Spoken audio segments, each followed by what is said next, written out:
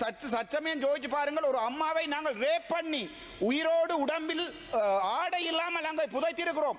அவள் அங்கே சாகும் போது அவளுடைய குழந்தையை கையால் அமர்த்தி கொலை செய்திருக்கிறார்கள். 3 மாத குலையை அவள் குற்றுயிராக கிடந்த அந்த நேரத்தில் அந்த மண்ணில் இருக்கிற வழிகளை உங்களுக்கு நான் சொல்லுகிறேன். நான் இந்த பாராளுமன்றத்தில் இவ்வளவு சத்தமாகவும் உணர்ச்சி வசப்பட்டு கதைக்கிறது சற்று சிந்தித்து பாருங்கள். ஒருவை உங்களுக்கு கிருஷாந்தி படுகொலை தெரியும். ஒருத்தியை 4 மணியிலிருந்து இரவு 11 மணி வரைக்கும் ரேப் பண்ணி அவளுடைய குழந்தையை கையால் அமைத்து கொலை செய்து அதன் பிறகு அவள் குற்றுயிராக கிடக்கும் போது 3 அடி பள்ளத்திலே போட்டு அவளுடைய உயிர் அப்போது இருக்கிறது.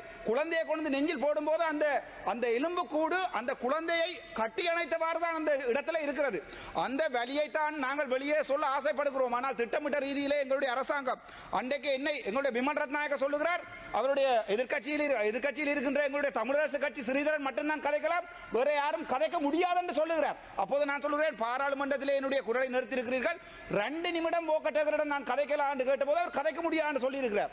ஆனால் நான் கதைத்திருக்கிறேன். அதன் பிறகு செம்மணிக்கு கூட்டி சென்ற போது செம்மணியிலே அங்கிருந்து அவரை வெளியேற்றுவதற்காக வாகனம் தயார் செய்யப்பட்டிருக்கிறது. நான் போய் கதைத்து, ஐயா 15000 மக்கள் அங்கே அழுகிறார்கள் வந்து பாருங்கள் என்று சொன்ன போதுதான் அங்கே அவர்களை கூட்டி வந்து காட்டக்கூடிய நிலைமை எங்களுக்கு இருந்தது.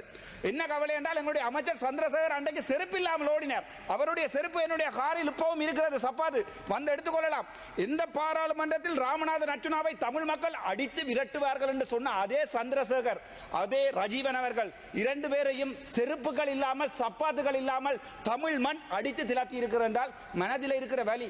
எங்களுடைய வலிகளை புரிந்து கொள்ளுங்கள். அரசியல் செய்வது மிகவும் இலக்கு ஐயா. ஏனென்றால் எங்களுடைய வலிகளை புரிந்து கொள்ளுங்கள் என்றுதான் மக்கள் கேட்கிறார்களே ஒழிய எங்களை நாங்கள் ஒரு அரசியல் கட்சியாகவோ நாடு 2ஆக பிளக்க வேண்டும் என்றோ இந்த தேவை தமிழ் மக்களுக்கு இல்லை.